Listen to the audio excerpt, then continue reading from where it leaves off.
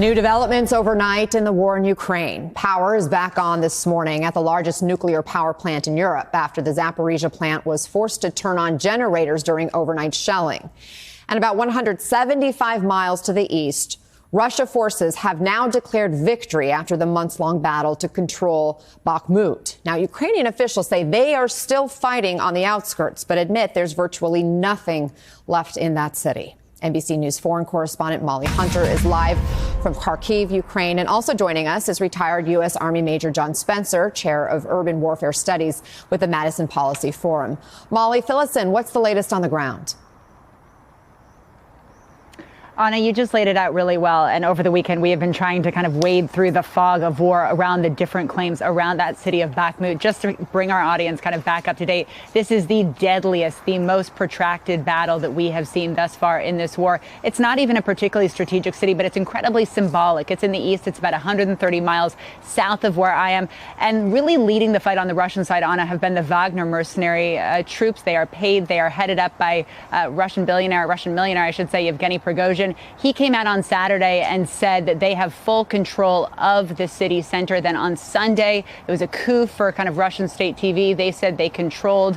They even said mission accomplished. They reported that President Putin actually congratulated the troops. What's happening today is Ukrainian officials are trying to kind of reframe this slightly as a battle for the outskirts. So they admit that they control very little actually inside the city center. And the video you're showing now actually shows, and this is state TV from Russia, shows troops waving flags on top of rubble. NBC News has not independently verified that. But what we're hearing from Ukrainian troops is they're still pushing on the flanks of that city, and they are still trying to encircle that. Anna, what's really interesting is that the Wagner mercenary chief, Yevgeny Prigozhin, has said he will pull out his fighters by Thursday.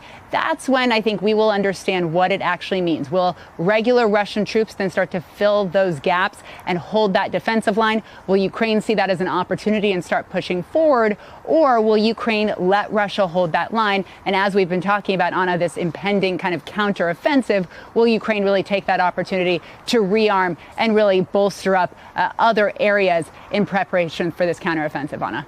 Molly Hunter, thank you for the latest from Ukraine. And Major Spencer, Russia is claiming victory there in Bakhmut, but Ukraine isn't conceding. Let's drill down on this. Speaking about the importance of that city, Ukrainian military leaders told the Associated Press their months-long resistance has been worth it because it limited Russia's capabilities elsewhere and allowed for Ukrainian advances. What are your thoughts on this strategy, and how does Bakhmut factor into the bigger fight? Yeah, I absolutely agree with that Bakhmut isn't a win. Even those images of Russian soldiers standing on top of the rubble, they're going to rule the rubble. But in all sense of studying the war, Bakhmut has been a win for Ukraine. It's destroyed the Russian parts of the Russian war machine, of 30,000 estimated killed in order to take that piece of ground. It took them 9 months, as in the Russians, to get to the point where they're at. And I agree that you can't even say they control it right now. Maybe they're sitting on the far side of it. But it bought time for the Ukrainians to form the counteroffensive, which is going to be bold. It's going to be decisive.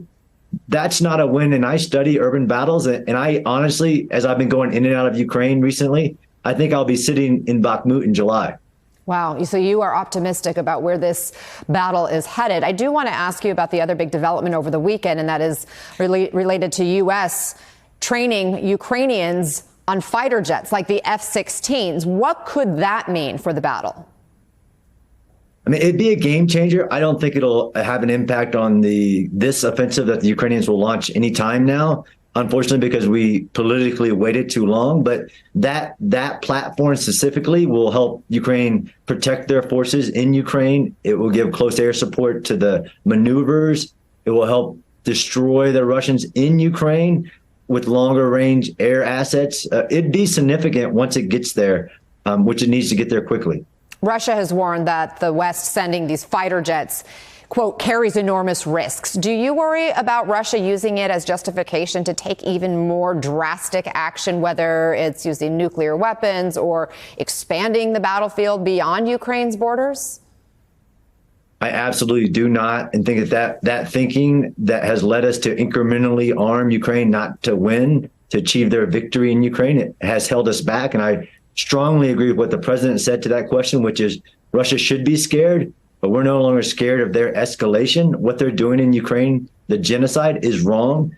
And the Ukrainians have U.S. support. So I'm not worried about their escalation, no.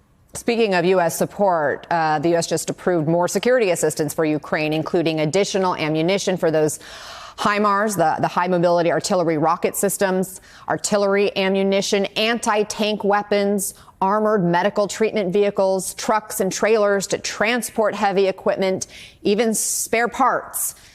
So here we are. The U.S. has poured billions of dollars into helping Ukraine.